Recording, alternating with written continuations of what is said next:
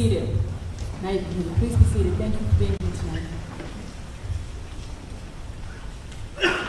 We appreciate being here in Scott County for the case of State Public Defender versus Scott County District Court.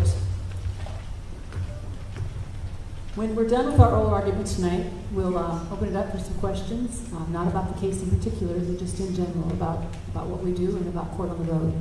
But for now, we're going to have an oral argument, and I believe Jacob Mason, on behalf of the State Public Defender's Office, is going to make an argument.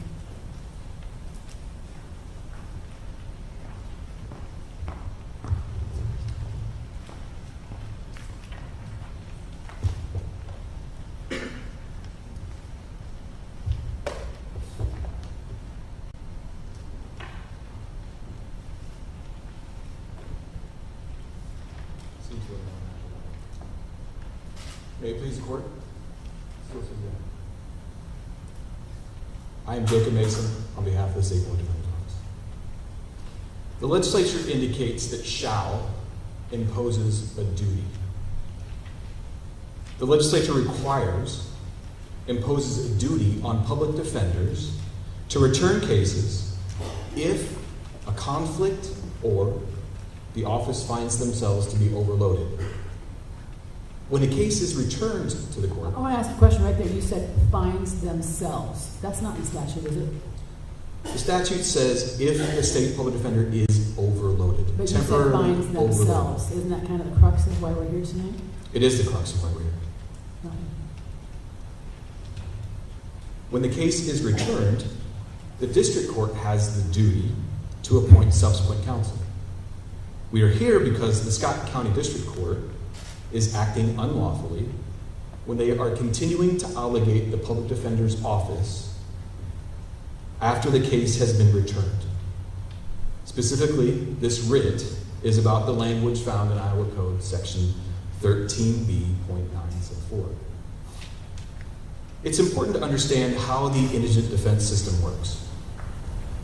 Because the way the code is written, it is written in a way to allow the State Public Defender's Office, in concert with the court and parties, including other lawyers in the state, to deliver indigent defense. But first, many states throughout the country are facing a crisis in indigent defense. Unfortunately, the Iowa legislature enshrined an indigent defense delivery system that avoids the crisis by creating a hybrid public defender system of employees, contractors, and non-contract attorneys. These three parties, these three classes of attorneys, working together, ensure that every Iowan has the right to an attorney if they are charged with a crime and they are unable to afford an attorney. What role, if any, does the district court have, let's say, with respect to the determination of conflicts? That's the basis for the motion of withdrawal. The code is clear. It says if a conflict or temporary overload exists, a duty is imposed on the public defender to return the case. We argue that there is no role at the district court level to determine whether the conflict exists or the temporary overload exists. Well, and you'll have to either draw a distinction for me or explain this practice, because as a district court judge, I did in fact sit on many hearings in which the public defender's office sought to withdraw, and we had conflict hearings to make a determination on whether there actually was a conflict of interest. So how do you, and I don't believe that is a practice that was unique to my court, so how do you square that with what you're saying about the workload issue? Sure. So there are different types of conflicts. I think we can agree. A conflict where I would envision the court having a say would be an instance where the client might be opposed to the attorney. They might not be in agreement with the strategy the attorney is advising the client on. In that instance, oftentimes the public defender's office would choose to keep the case, represent the client effectively and efficiently, zealously, but sometimes the clients disagree. And so that issue is brought before the court because essentially the public defender is not choosing to withdraw or find that there's a conflict. So those hearings, in your view, are client-initiated motions to remove counsel and get new counsel. Yes. But if the defender makes a determination that there's a conflict, representation of other parties, witnesses, etc., then usually there's no hearing. Is that the distinction you would make? In practice, when the public defender withdraws from a case, it's usually met with the appointment of subsequent counsel.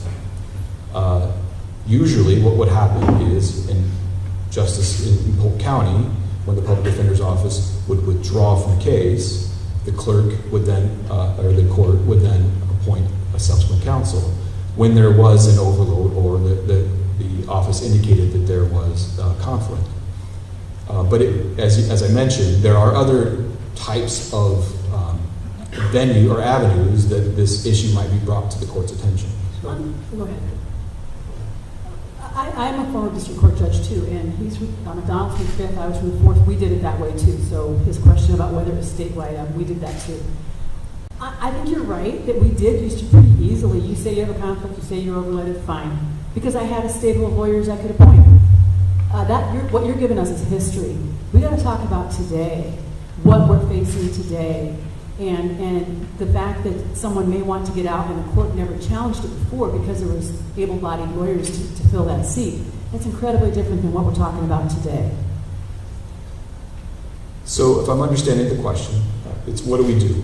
What do we do? What does the court do when the office has returned the case to the court?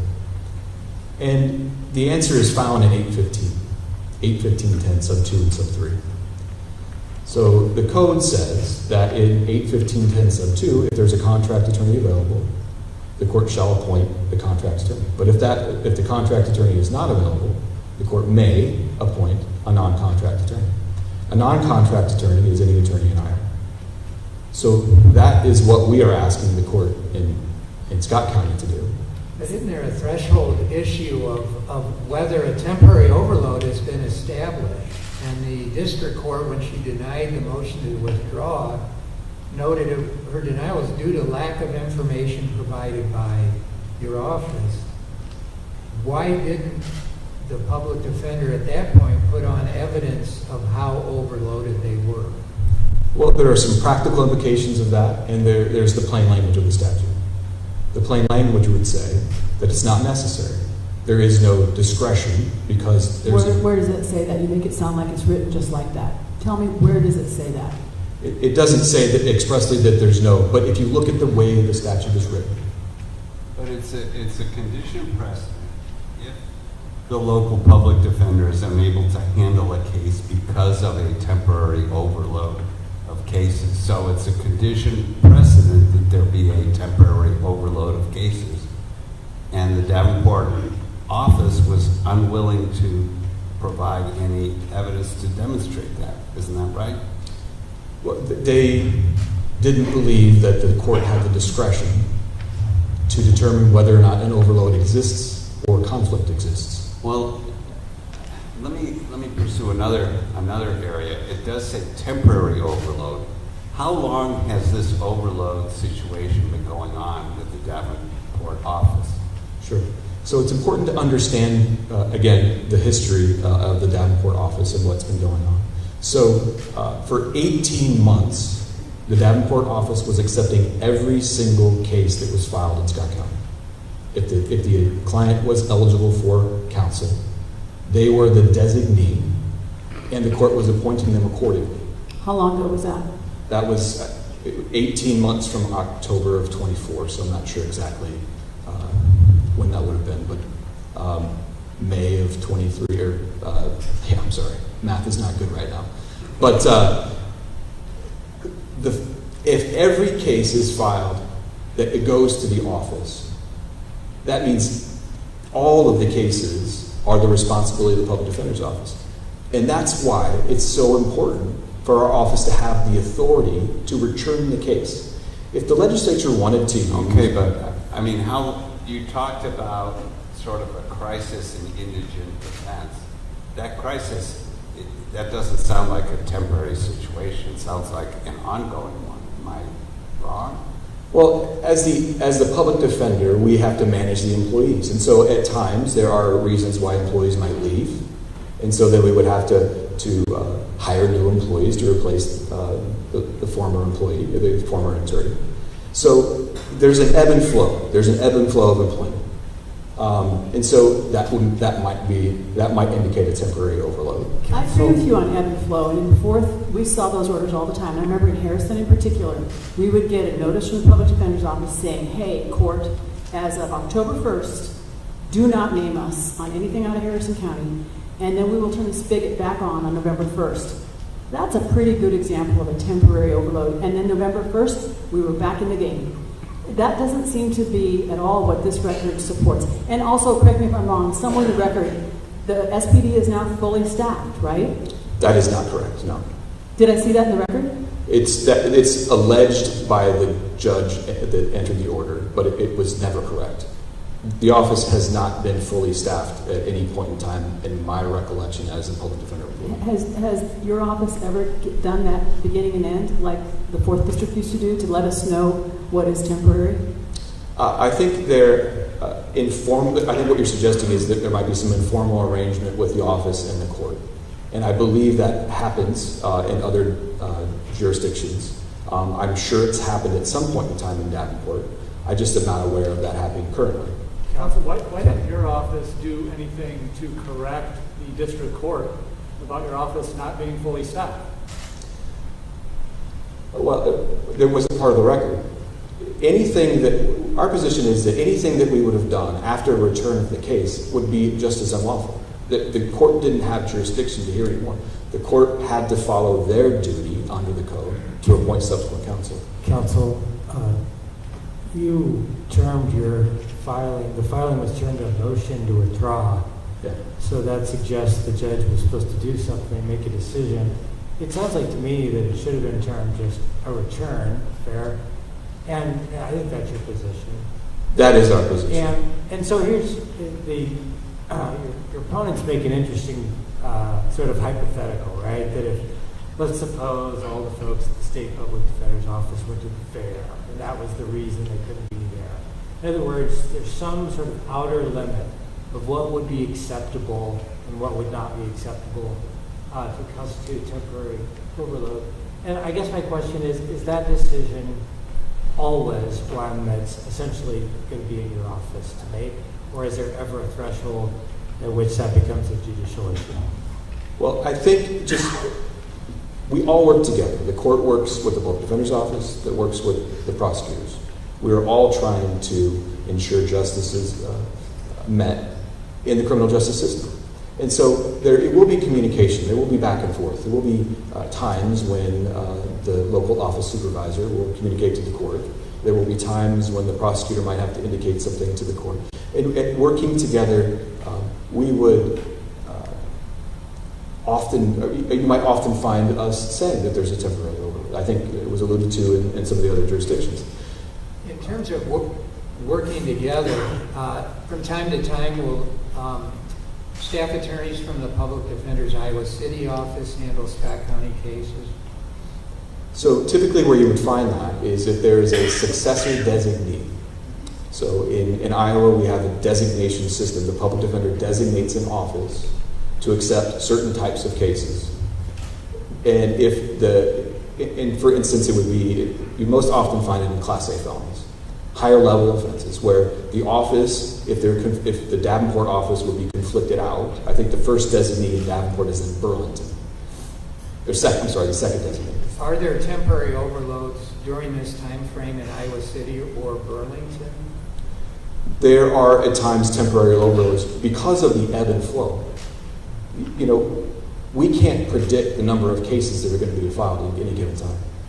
And so if there is a deluge of cases that the office is required to take because of their designation, we may have to say that we're temporarily overloaded because of that deluge. So, two questions for you. Is there anything in the statute that would prevent the local public defender Defender's Office from saying, our office will only be the designee for A, B, and C felonies, and then everything else is going to be done pursuant to statute through contract attorneys, etc. That's the first question. And the second is, as a factual matter, when you talk about cooperation between the public defender coordinating indigent defense and the district courts, how many contract attorneys are available in this area? And then how many people have even signed up to take cases? Because there's a real, I understand your statutory position, but there is a real practical problem here in that, if you are correct, there may be a bunch of criminal cases where people do not have representation, and those cases will be dismissed because of speedy trial issues, if they're insisting on the right to counsel and the right to speedy trial, or lawyers just may be dragooned into defending criminal cases even when they don't have experience. So could you address those two issues? I see my time is up. May I answer? Please do. So, to answer your question, I believe you asked, could the office designate themselves to receive something less than all of the cases? And the answer is yes. That's currently the situation in Scott County. The second question, I think it's a practical question as to where does the court find counsel? Who does the court appoint? That's a very real question, and I appreciate that the difficulty that the court finds itself in. I would go back, if you look at the history of indigent defense in Idaho, prior to the public defender system, prior to county public defenders, prior to any sort of organized public defense system, courts appointed attorneys in the community. I'm sorry, they what? Courts appointed attorneys in the community. And so that's what 81510 sub 3, it's a reflection of the common law, the practice that existed prior to the formation of the public defender system as we know it today. And so there's case law that would indicate that some of those attorneys didn't appreciate being appointed. Nonetheless, they were held to the obligation. And our ethical rules point to the fact that if you cannot attempt to return a case or not represent a client just because you don't practice that particular type of law, it says you have to prepare, gather some sort of base competency, and carry out your duty as an attorney. I feel like you're asking people to pick your poison. Do you want to have a qualified attorney who's super busy or an unqualified attorney with a lot of time on his hands? Because the SPD, they're qualified. I don't doubt for a moment. They know what they're doing. They got that job for a reason. And you're asking us to consider appointing members of the bar. Could we engage in the same line of questioning and determine that they're overloaded too? What does that do? All of a sudden, do we have to go on a case-by-case basis? What is overload? Well, I would suggest that that's the practice currently in Scott County. We pay claims of approximately 15 attorneys in Scott County that are accepting misdemeanor cases. However, there are only 4 of those attorneys, I think, in the last record, that are on the contract list. There are attorneys that are working with the court currently and telling the court when they are able to take cases. That's a practice that exists. That's what Scott County is doing currently. But 81510 sub 4 would indicate that the court is to consider the geographical location, the experience of the attorney, and other factors that might be relevant to the appointment of a case. I want to ask another question so that the state has an opportunity to touch on it if they want to. Has it occurred to the public defender's office, I don't know if I'm correct, I can't remember what part of the record, but maybe at least in Scott you're taking A's and B's, is that correct? We are taking A's, B's, I think all felonies. Even D's? Correct. Okay. Would it make sense to maybe back off on some of those A's? Isn't it, aren't I correct in my history of a trial judge? It's a lot easier to find a private attorney who's willing to do a job. Some really good criminal defense attorney in the private bar is willing to take an A or two. Why not? That would give us a lot more SPD people to help with some of those lower level offenses. Sure. Well, our public defenders are the most qualified attorneys in this county to accept criminal cases. And we want our most qualified attorneys to take the highest level offense. I would also say that on the contract list, you'll find that there are very few people in Scott County. Sorry, I can't recall the exact number, but it was maybe a handful of the total number of people in Scott County on the A list were actually from Scott County. Most of them were actually from Polk County. The majority of them, I think 7 or 8 of them. So there's a practical reality that it's more cost effective. We're better attorneys. We can process better the case at the office level than it would be for the contract attorney to do so. We have investigators that work in the office. We have administrative staff that assist with the case preparation. And we have the experienced attorneys. And so the practical reality is that it's better for the office, it's more efficient for them to represent the highest level offenses. Thank you. You'll get to come back. Mr. Wessan.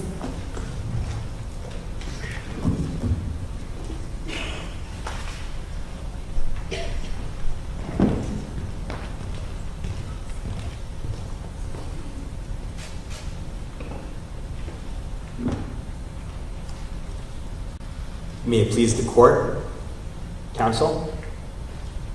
Public defenders and the district courts both play a vital role in our adversarial system of criminal justice. The applicants today purport to have identified a tension in those institutional roles. They have not, but this court need not reach that question because there are 2 important impediments before getting to the merits. First is jurisdiction, and second is error preservation. Going to jurisdiction, the cert petition asks, as relief, for an order allowing the SPD attorney to withdraw from the case. But the most recent order of withdrawal was filed 56 days before, most recent denial of the motion to withdraw was filed 56 days before. What about the district court's response to the notice that was filed in December? Your Honor, the December 31st response was not attached to the cert petition. Only 2 orders were attached to that petition, the December 6th and the December 19th orders. Well, orders from one of the cases. Those orders came after a sequence of events. The motion to withdraw was filed. The withdrawal was denied. Then the district court became alarmed that certain filings were being made that were either unsigned or even had the attorney's name whited out on the form.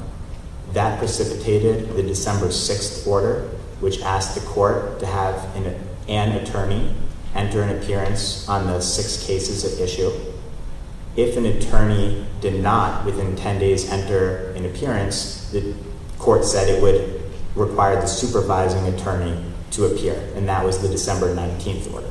Counsel, I believe that if they had appealed the initial motion or ruling on the motion to withdraw, our court would have looked at it as this is premature. The court is inviting the public defender to put on evidence to set a hearing. And our court would have said, we're not going to get in the middle of a fluid situation. Let's let it play out. And it did play out in December, and here we are. Your Honor, I partially agree with that statement. I do believe that if there had been an appeal filed from a denial of a motion to withdraw, a denial without prejudice that invited the public defender to file evidence on the record, that this court likely would not have granted cert in that case. But had the public defender filed a motion to withdraw and included the evidence that the court requested and then filed cert, it had a denial then followed. That likely would have been a vehicle that would have been of interest to this court. Maybe I'm looking at this too simplistically, but the December 19th order by the judge is, I think, the first time she ordered the clerk of court to attach Fuentes to the case. Yes, Your Honor. And isn't that what they're appealing? They're saying you can't do that. Your Honor, what they request in the cert petition is an order to be allowed to withdraw. The motion to withdraw was denied in November. And that order merely said that because the Scott County Public Defender's Office remained representing the indigent criminal defendants in the case, that they must have an attorney actually representing them. The position of the district court in this cert action is if the cert grant is granted, then the effect will be to leave the indigent criminal defendant represented by the Scott County Public Defender, but without an attorney. Because the order to withdraw was not attached to the cert petition, and nor could it have been because it was filed, the denial was 56 days before cert. Ultimately, this court has carefully guarded cert jurisdiction. It has said many times that the 30-day limit is jurisdictional. It has said that you must attach the orders that you wish appealed to the petition itself.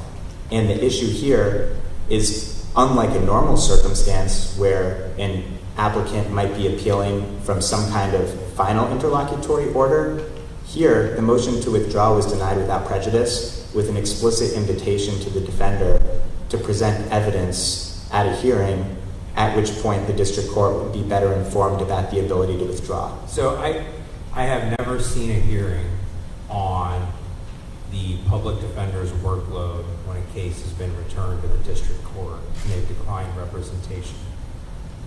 So how do you square that with your argument regarding the statute? Since I think I just signed one of these recently for the appellant public defender who said they would not take a case because of workload issues. And they were allowed to withdraw and a new lawyer was appointed. So how do you square that with your reading of the statute that there needs to be some sort of evidentiary finding before the case can be returned? Your Honor, I'd like to point this court to two different cases, and I do want to return to the error preservation issue, which I haven't touched on yet. But first, I'd like to point to the State Public Defender v. Iowa District Court case. Now, I know that's not as helpful. It's the one at 886 Northwest 2nd, 599. That was the best case I could find that dealt with the same sentence of the same statute, which is 13B94A. That first sentence gives two bases from which the defender shall return to the court, the conflict of interest or temporary overload. And in describing the facts of that case, this court approvingly cited the evidentiary hearing. And I understand that, as you, Justice McDonald, and the Chief Justice have mentioned, in your role in district courts, you held many hearings on conflict of interest and withdrawal, but not on temporary overload.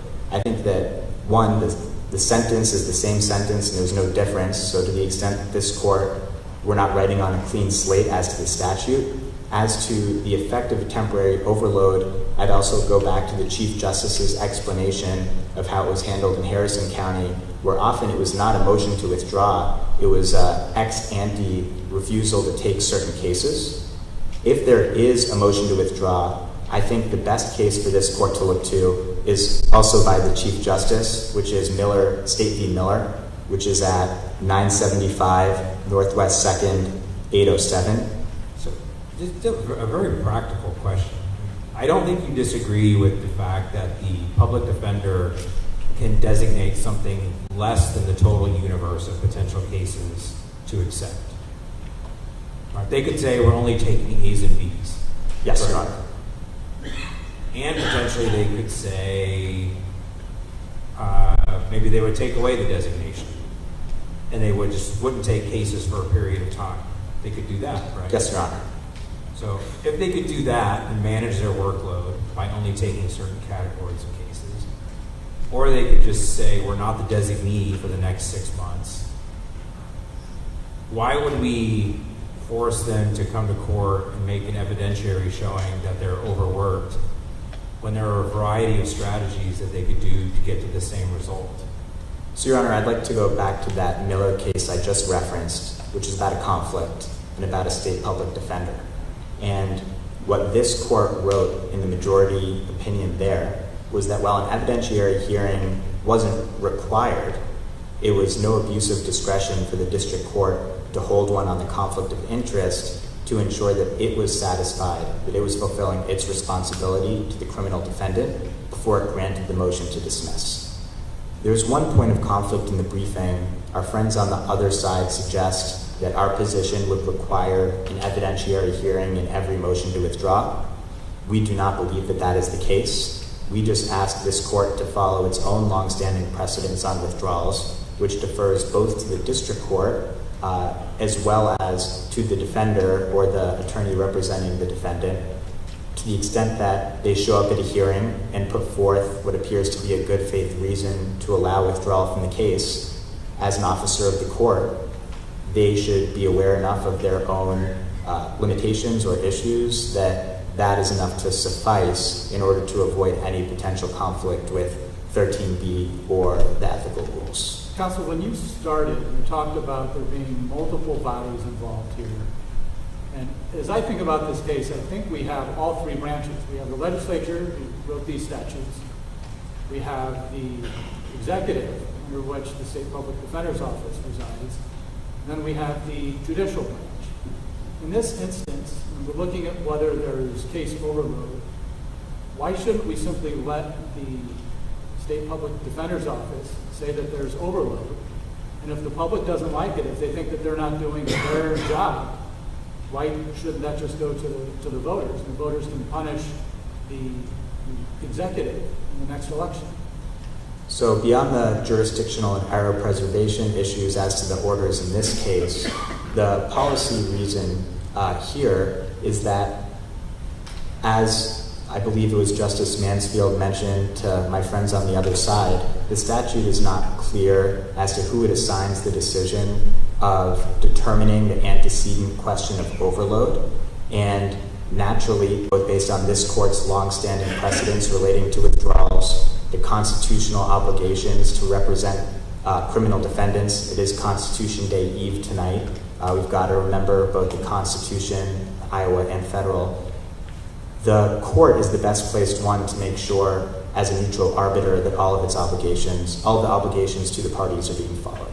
And I think what this court said in Miller is it should be generous in granting withdrawals when sought, but that doesn't mean that it is automatic or judicially non-reviewable, which is the implication of the argument. Counsel, I do see a distinction, though, between, as a former district judge, I more than one time in which a defendant wants to come in and waive their privilege about their communications with what's happened with their particular attorney, because they have a particularized reason for wanting a different attorney in that case.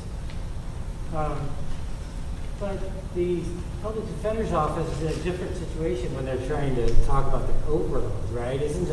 Wouldn't that pop in your opponent sort of raised this in their brief, that really talking about whether they have enough resources to handle all the cases that they have, it seems like a much broader inquiry potentially into a lot of different things that wouldn't necessarily just be waivable by one defendant at one time. Is there a difference there or not? Your Honor, there is a difference, and I think this just depends on the district courts acting responsibly at the evidentiary hearings on overload and making reasonable inquiries to determine whether such a withdrawal is justified. And again, I think that based on this court's precedent, building in deference to the defender when they make such an assertion is an appropriate path forward, but ultimately taking a stance that it is judicially non-reviewable altogether really raises risks that there could be reasons that an attorney is not able or should not be allowed to withdraw from a case but seeks to withdraw, and there's nothing then that a court would be able to do about it. Going back to the... Counsel, before you move off of that, if a district court has an evidentiary hearing and agrees that the public defender might be temporarily overloaded, does 13B.9 address who makes the decision of what happens? As I understand in this case, the district court said, there's no contract attorney, and she had no non-contract attorneys that she could, under her discretion, that she would appoint. So what happens at that point? Does the statute address that?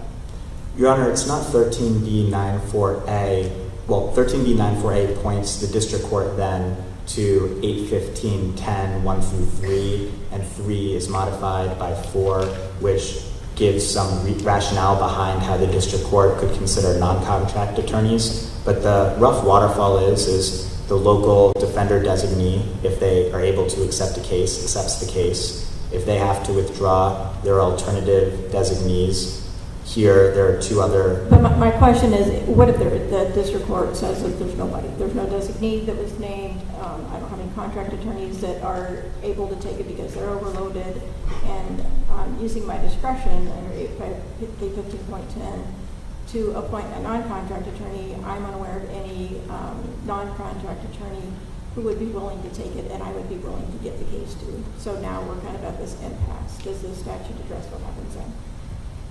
Your Honor, 815.10.3 allows the district court to assign it to a non-contract attorney as bounded by 815.10.4, and the answer might be that if there are no public defender, for example, if there was no public defender designee in a county at all, and there were no contract attorneys, there's still an obligation to provide criminal defense counsel, and the escape hatch here is 815.10.3, which allows the district court to make that type of appointment.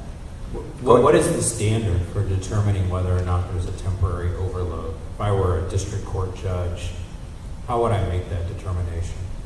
If you were a district court judge and someone moved to withdraw alleging a temporary overload, and you were concerned about the implications of that withdrawal, so you decided to order an evidentiary hearing, none of which should be required, the proper inquiry would be as to simply ask maybe, why do you believe you're temporarily overloaded? Do you have a time or a date at which the temporary overload you believe will be over? I see I'm over on time. Please go. But those would probably be the two inquiries, and while I understand that those might seem like simple questions, assuring the district court that there is a reason and ensuring that someone will come as an officer of the court with their obligation of candor to the court and will make that attestation as to the overload should be enough. And again, I think... Would we look at ABA standards on attorney workload?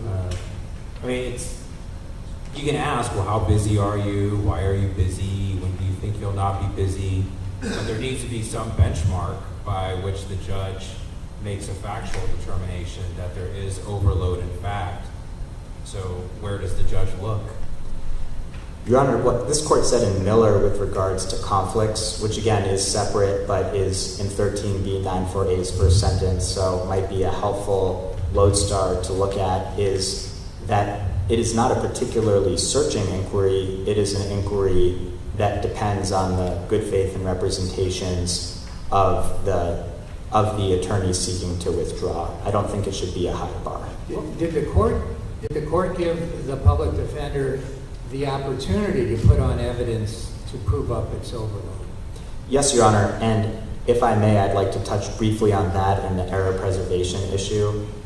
The court denied the second motion to withdraw without prejudice and stated in that order that it invited the defender to appear, have an evidentiary hearing. The implication, as I read it, of that order was that it would likely grant it. As for error preservation, this court has said multiple times, including in Sorcy, which was a case involving hundreds of potential withdrawals, that if there's a sua sponte order of the court, a potential cert applicant should first seek to reconsider the sua sponte order before appealing it in order to preserve the issue for appeal. That didn't happen here. It would have been another mechanism to properly present the December 6th or December 19th orders, even if the potential resolution could not be the relief that they sought, given the untimeliness and failure to attach the orders.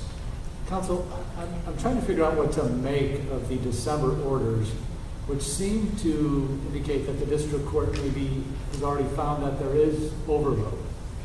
And so the district court writes, the reason for the denial, it's not an overload issue, is there are no contract, special contract, or private attorneys available to take these cases. Those few attorneys who have accepted cases after the PDO changed their designation have not kept pace with indigent defendants who now have absolutely no attorney to represent them. And it goes on, the court is dumbfounded by the failure of the local office to provide basic required representation of their clients when the state public defender has a statewide staff to assist the local office with the overload. And so as I'm reading these, it seems as though the district court isn't saying there's no overload. It's that the local office is overloaded, but that the state public defender needs to bring in folks from other offices, non-local offices. And as I read this statute, it talks about the local office being overloaded specifically. Am I reading these orders wrong? Your Honor, the complicated statutory question and the issue of withdrawal both need not be answered by the interaction of the statute and the December 6th and 19th orders. To the extent that that is a really difficult question, the jurisdiction and error preservation ones are far more straightforward.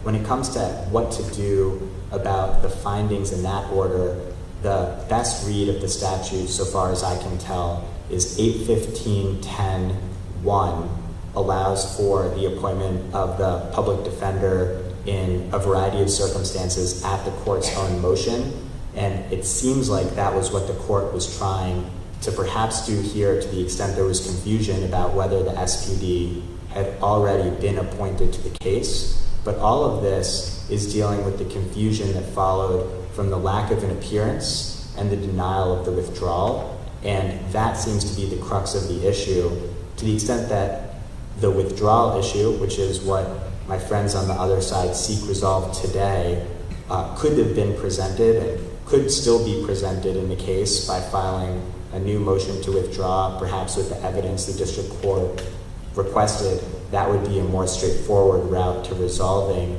the representational issue raised. Any further questions by the court? Thank you, Mr. Wessan. You may be seated. Mr. Mason.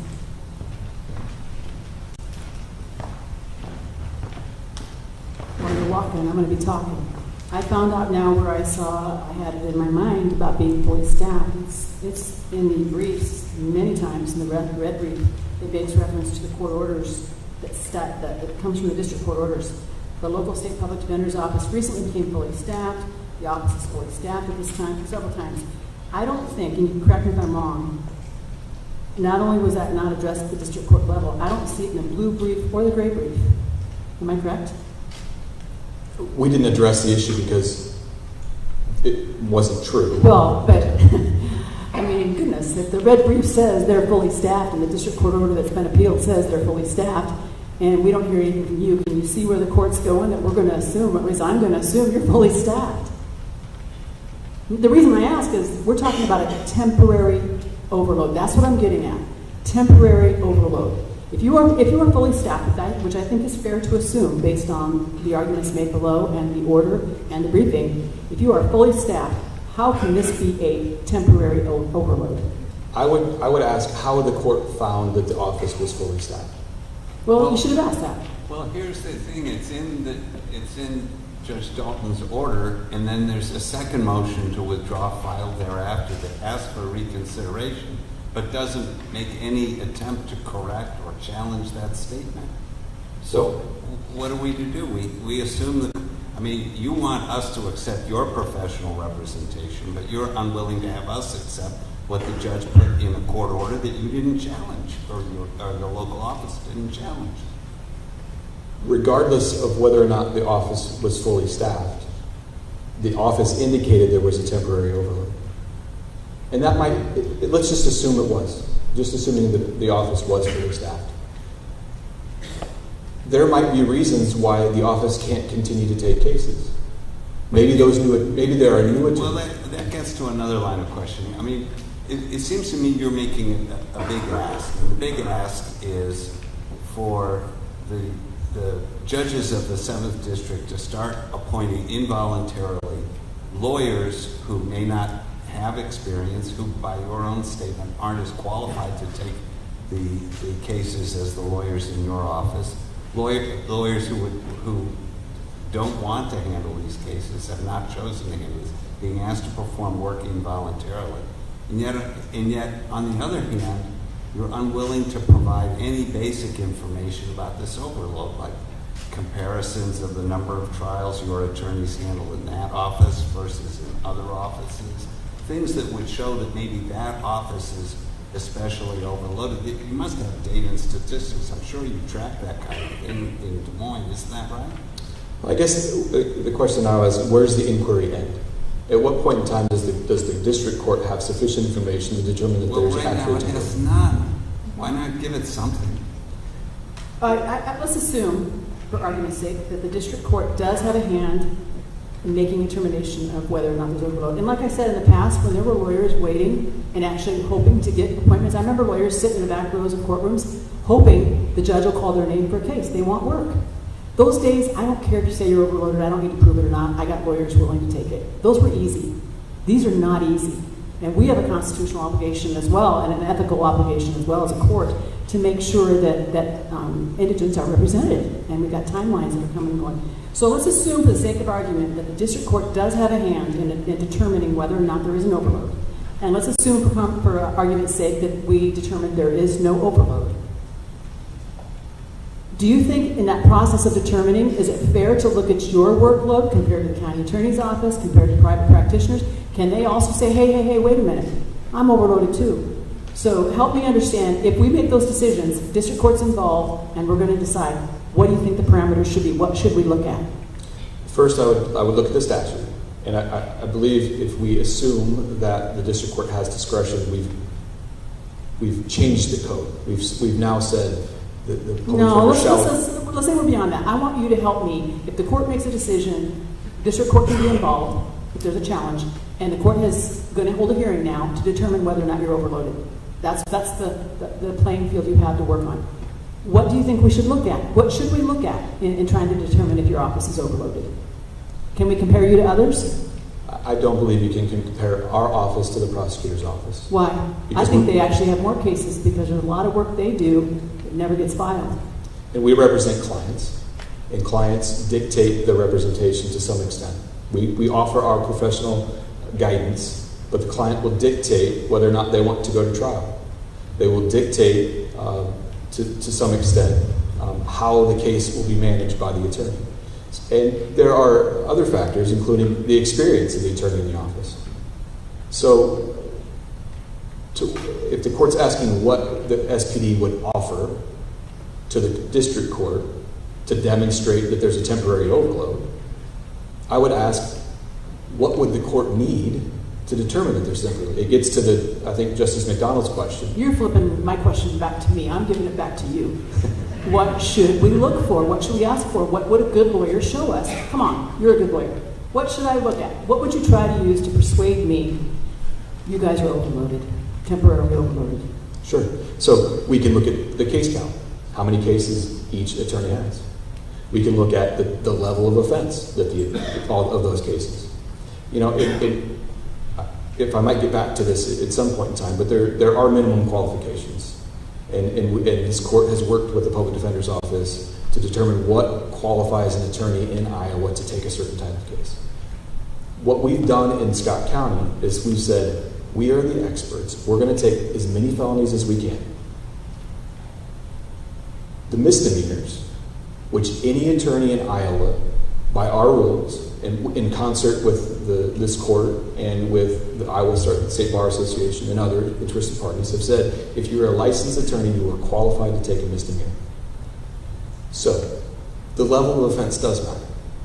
The level of offense, the number of cases, the client. Is it a difficult client? We all know that, having been district court judges, you know that there are difficult clients.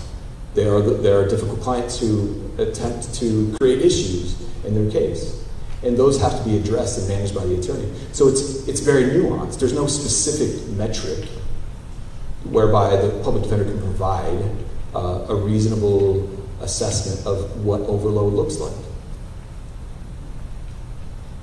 I mean, I guess what's wrong with the metric of saying how many trials per attorney does that office handle versus your other offices throughout the state?